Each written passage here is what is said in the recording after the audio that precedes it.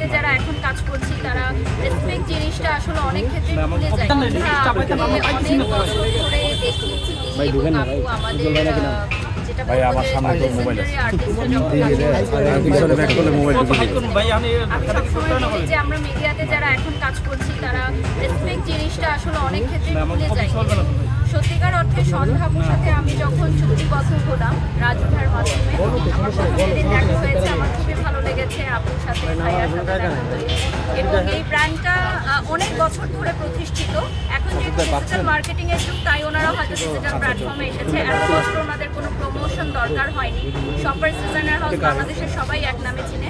এখন ফ্যাশনেবল পোশাকের জন্য অনেক ব্র্যান্ডস আছে আপনারা দেখেন, বাট শপার্স ডিজাইনার ওয়ার্ল্ড হচ্ছে এমন হাউস যে বাংলাদেশের প্রথম দিকে যখন এই ধরনের ডিজাইনার পোশাক আসে তখন কিন্তু সবাই শপার্স ডিজাইনার হাউসে যেতেন। এবং দাদার সাথে আমার সেটা নিয়ে কথা হচ্ছিল যে দাদা নিজেও শপিং করতেন।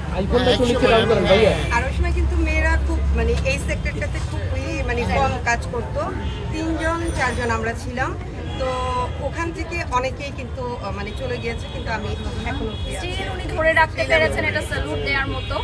আর আপু আজকের আয়োজনে এত সুন্দরভাবে উনি সবকিছু গুছিয়েছেন, দিকে এসেছেন। আর দিদির সামনে সিনেমা আসছে, আমরা ওটা নিয়ে কথা বলছিলাম যে আমরা সবাই খুব এক্সাইটেড, আমরা সবাই মিলে একসাথে